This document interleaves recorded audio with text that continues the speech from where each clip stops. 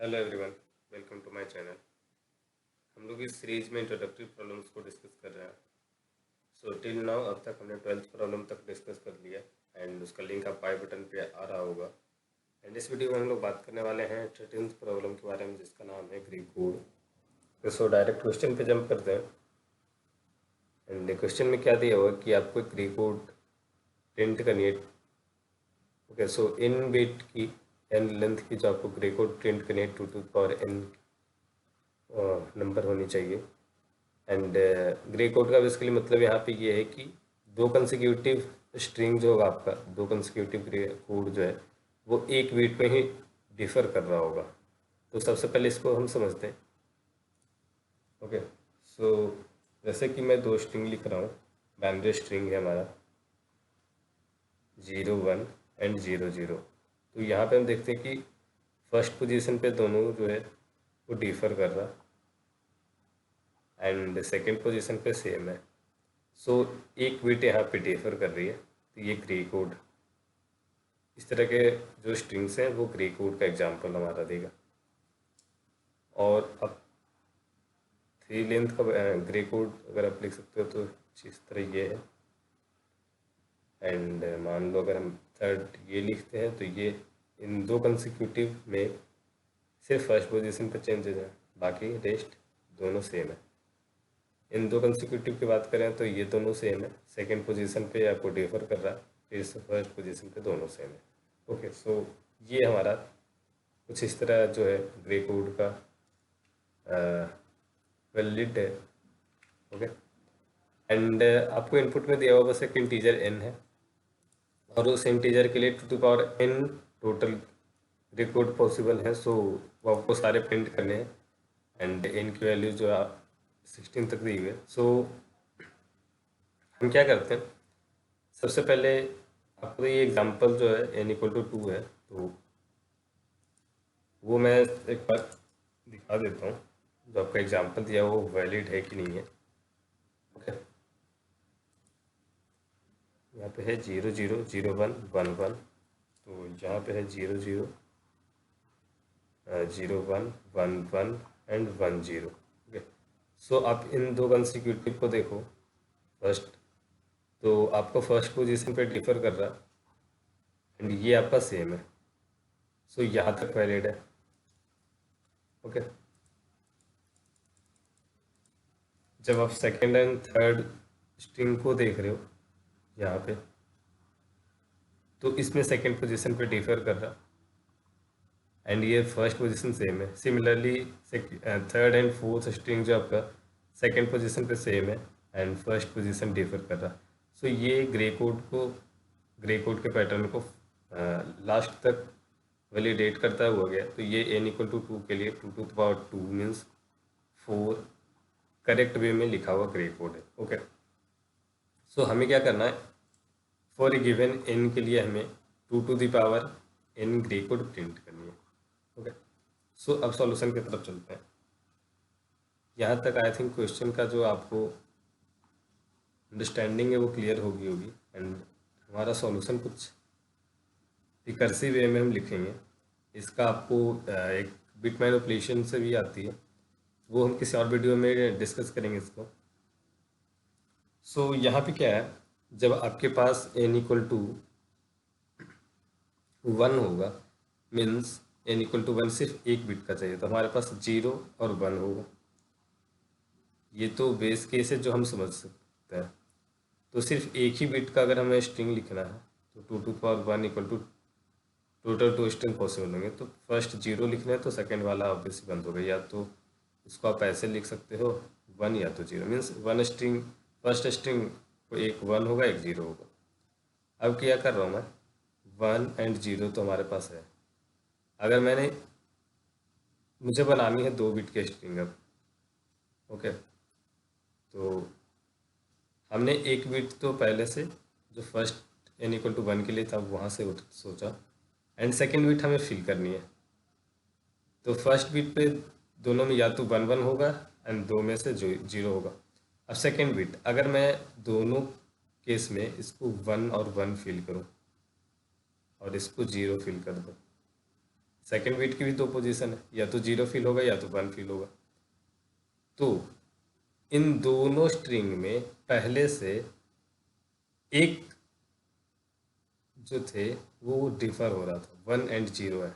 सो अगर इन दोनों के जो सेकेंड बिट है उन दोनों को सेम करें तो ये ग्रे कोड को वैलिडेट कर रहा होगा, क्योंकि एक का डिफरेंस तो हम n इक्वल टू 1 से ले रहे हैं, क्योंकि n इक्वल टू 1 तक ये वैलिडेट था तो यहाँ पे वैलिडेट होगा।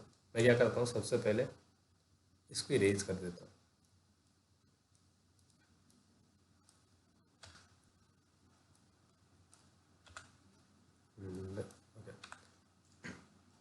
सो हमारे पास क्या है, पहले 0 है एंड 1 है, कुछ इस तरह। ओके, एंड हमारा सेकेंड बिट जो है वो खाली है। तो मैं क्या कर रहा हूँ, दोनों सेकेंड बिट पे सेम बिट को रख रहा हूँ। मैंने दोनों स्ट्रिंग में सेकेंड बिट पे 1 1 रखा। सो अब इन दोनों स्ट्रिंग को अगर हम गौर से देखें तो सिर्फ फर्स्ट पोजीशन पे डिफर हो रही है बिट हमारी। सो ये वैलिडेट हो गई हमारे यहाँ तक। और एक दूसरी केस होगी, तो 1 1 जब हमने रखा तब हमारा 0 0 का केस हो रहा। सो हमने सेकेंड बिट पे हमेशा क्या किया, सेम रखा। तो सेम कब रखेंगे, इन सारे स्ट्रिंग, अगर दो से ज़्यादा स्ट्रिंग है तो सब में 1 1 1 1 सेट किया, एंड दूसरी बार सब में 0 0 सेट किया। तो ये दोनों स्ट्रिंग वैलिडेट होगी, ये दोनों स्ट्रिंग वैलिडेट इस तरह से। बट इसके बाद अगर हम इसको लिख रहे हैं तो वैलिडेट नहीं है। तो अब क्या करना, यहाँ से हमें फ्रंट जाना, तो ये वैलिडेट है। यहाँ से ये वाली जो होगी वो कंटिन्यू होगी, क्यों, क्योंकि इसके फर्स्ट बिट सेम रहेगी। एंड फर्स्ट बीट करने का मतलब जो पहले से है वो बीट सेम होगी, एंड 1 के बाद 0, तो सिर्फ ये सेकंड वाली बीट जो हमने न्यू ऐड की है वो सिर्फ डिफरेंट होगी। तो हमें क्या करना है, सबसे पहले जो हमारे पास है उन सब में किसी सेम बीट को ऐड करना है। आप 0 ले लो पहले या 1 ले लो, एंड इसमें यहाँ से आगे तक रीड करना है, यहाँ से इसको रीड करते हुए रिवर्स वापस आना है। इसको सेम ही चीज़ को हम क्या करते हैं, n इक्वल टू 3 के लिए देखते हैं। n इक्वल टू जब 3 होगा तो हमारा 2 बीट के लिए अगर हम देखें तो हमारा 0 0 जो था एंड 0 1 होगा, फिर 1 1 होगा एंड 1 0 होगा। तो नज़दीक हो गई। ओके, सो यहाँ पे हो गया 1 1 एंड ये हो गया 1 0। तो ये हो गई एक। अब क्या करना है हमें, इसकी थर्ड पोजीशन जो है वो फिल करनी है। ओके, इसको सेकेंड टाइम भी मैं लिख लेता हूँ, 0 1 एंड 1 1 एंड 1 0।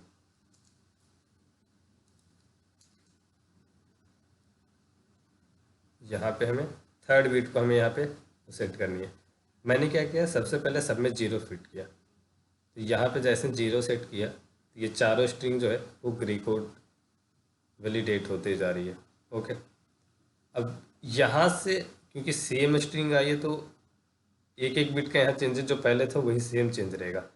और इस दोनों स्ट्रिंग में क्यों वैलिडेट होगा, क्योंकि जो पहले की पूरी स्ट्रिंग है वो सेम होगी, और हमने क्या किया, जो नई बिट चेंज है, जो नई बिट ऐड हो रही है वो चेंज सिर्फ है। तो 0 के जगह पे यहाँ तो 1 हुई है और बाकी सब में 1 ही ऐड हो रही है।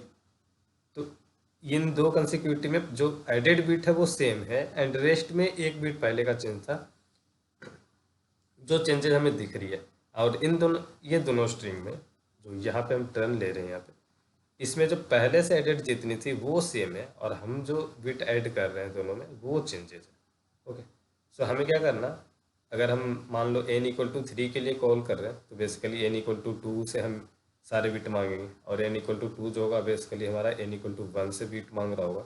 एंड यहाँ से हमें मिलेगा 0 1। 0 1 से हम ये 4 बनाएंगे। 0 1 से हम एक बार 0 0 ऐड करेंगे तो 0 के साथ ये 0, एंड 0 के साथ ये 1, एंड 1 ऐड करेंगे तो अपोजिट साइड से 1 के साथ 1 एंड 1 के साथ 0। ओके, ये बनेगा n इक्वल टू 2 से। और n इक्वल टू 3 क्या करेगा, n इक्वल टू 2 को यूज करेगा, फिर से सेम ही चीज़ 0 0 ऐड करेगा एंड अपोजिट साइड से 1 ऐड करते हुए आएगा। सो n इक्वल टू 3 में अगर हम चेक करें तो सेम वही चीज़ मिलेगा। 0 0 जब ऐड कर रहा होगा इसमें तो ये हमारा 0 0 0 0 0 1 एंड 0 1 0 एंड 0 1 1 बन रहा होगा। ये उल्टा यहाँ पे लिखा गया।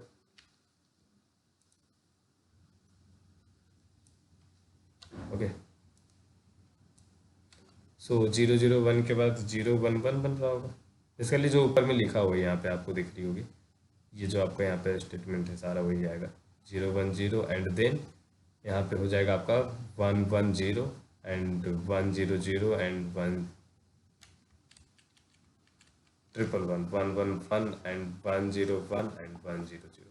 सो ये हमारा आ रहा होगा। So, हमें क्या करना, रिकर्सिव वे में चलना।